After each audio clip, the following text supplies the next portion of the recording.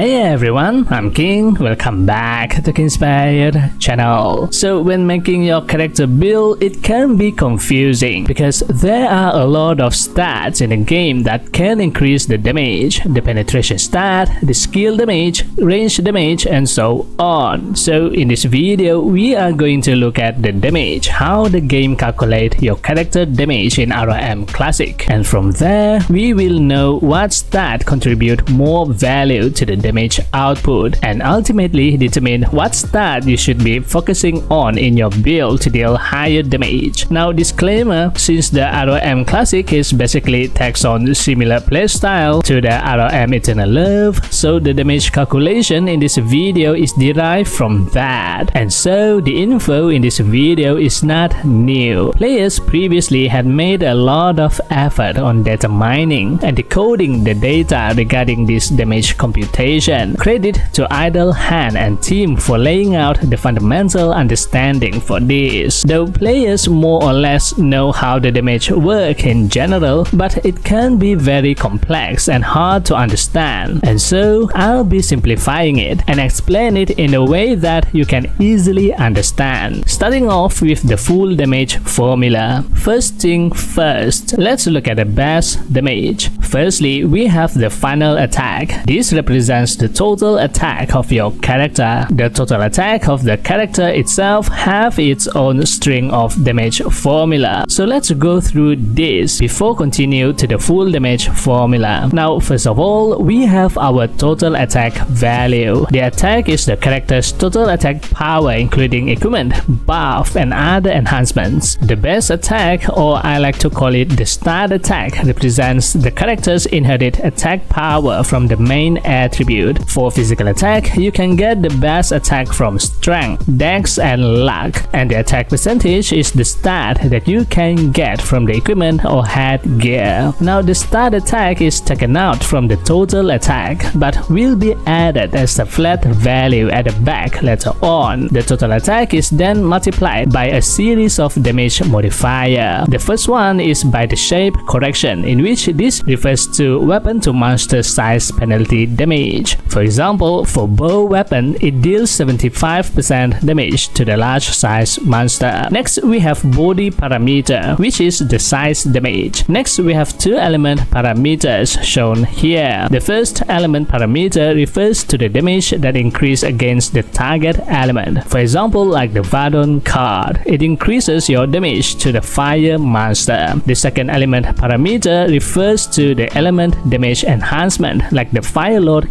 card that increase 10% fire damage. After all this damage modifier, the start attack is then added as a flat value. Then we have another set of damage modifier. The race parameter refers to the race damage, and like the element parameter, we have two boss parameters at the end of the final attack damage formula. The first boss parameter refers to the MVP or mini boss damage, like what you can get from the cards. For the second boss parameter, the stat for this is a little mixed up. It can represent the MVP or mini boss damage reduction. The normal monster damage increase stat is also included in this parameter. So from this, you can say that the race damage and the MVP and mini boss damage, as well as the monster damage increase stat, are slightly better than the size and element damage for the physical damage class, as they multiply the total attack together with the start attack inherent attack power, while the size and element damage does not increase the start attack further. But we are not done yet. This is just the overall computation of the final attack value for the final damage. So let's continue with the calculation. The final attack is then reduced by the target defense reduction, which is basically in here it refers to the target defense. The target defense is consisting of two things: the raw defense value and the defense percentage. And this is where the ignore defense stat comes in. To reduce the target defense, we then have the ignore defense stat. Take note that increasing the ignore defense stat over than the target defense will not increase the damage output. The threshold is capped at 0%. The attack is reduced further with damage reduction. This term accounts for additional damage reduction effects,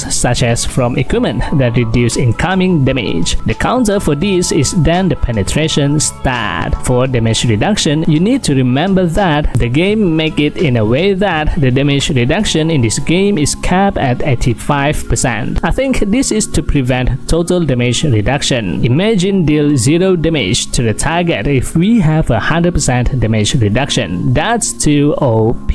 Next, the refine attack, which refers to bonus attack from the equipment refine or the Azure monument, is then added as a flat value to the total attack. The base damage is then can be adjusted with percentage modifier. The damage chance percentage here refers to the skill damage. This is the damage value that you see in the skill description and also the skill damage stat that you can get from the Frioni star card. The damage is then reduced with the refined damage reduction, which is the damage reduction value from the target equipment refine level. The last damage modifier is the damage increase, which is the physical damage increase stat that you can get from the equipment, or players like to call it the PDI. This includes all those melee damage, range damage, and I believe the auto attack damage as well. All this considered as physical damage increase. The physical damage increase stat can be reduced by the short range or long range damage reduction stat, like the one that you can get from the Puppet Ghost Crown headgear. The damage calculation is then end with a reduction from a direct value of the target VIT and VIT percentage stat. Now currently we don't have the VIT percentage stat. If the game is going to put in a new VIT percentage stat, that will go here. For crit damage, the crit damage stat is added among the last part of the damage multiplier. Now for the magic damage, however, it has different damage formula altogether. The difference for the magic damage is on the weapon penalty, element, and size damage. These three parameters are taken out from the magic attack formula, and so it does not have effect or increase the total magic attack. This has to do with the game mechanic. The weapon that deal magic attack, such as the wand and book weapon according to the game guide notes, does not have effect on the monster size unlike the other weapon. So increasing the size damage does not increase the magic overall damage. The element damage multiplier, however, for magic damage, the game made it to have a more significant impact to the overall magic damage. It is moved to the end of the damage formula, which make it has the same level of importance as to the skill damage and magic damage increase. But the element part of the magic user is also different. This part is essentially a special parameter for the magic user that account for what I call the element counter stat. There are stats that increase the element damage if it deals damage to the opposite element target, like what the home stat of Snowy Owl headgear stat has, which in ROM Classic does not have this headgear yet. The second element damage is the same as to the physical damage. This is refers to the element damage enhanced stat, like the Kaho card. So because the first element damage is different, unlike the physical damage user, the magic user does not benefit from the stat that increase damage to specific element monster, like the Vadon card. You get what I mean? And everything else is just the same. So what can we conclude from this? So this is my personal take on the damage formula. For the physical damage, I would like to highlight three things.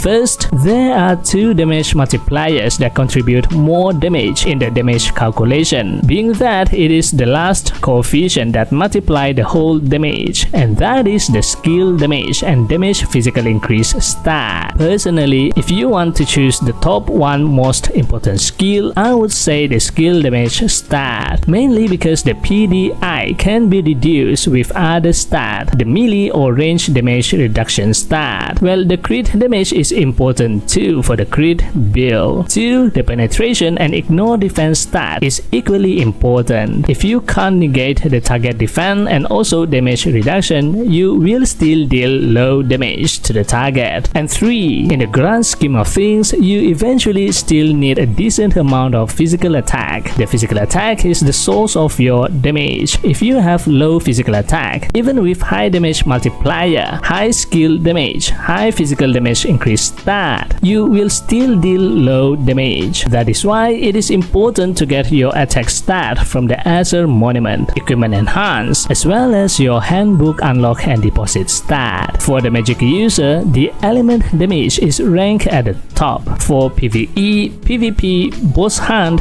get as high element damage as you can. Couple it with skill damage and magic damage increase stat to increase the damage further. But that being said, it is also easy to counter the magic user, especially in PvP. You can essentially have element damage reduction stat in your build, like wearing elemental armor, and get specific element reduction stat like the 9-tail headgear that have fire damage taken reduction stat, the Kaho wing that give party members earth and fire damage reduction. Imagine the whole party members wearing this. The Meteor Storm will do less damage. Alright, what do you think of the damage formula in ROM Classic? What are your takes on this? What do you think is the utmost important stat to get to have high damage? Let me know at the comment below. That's it for this video. This time video shoutout goes to... Thank you for always supporting me and this channel. If you like this video, give it a thumbs up and hit the subscribe button. And also don't forget to turn on the notification bell so you will be notified whenever I upload a new video. Thanks for watching and I'll see you on the next video. And as always, happy playing. Bye bye.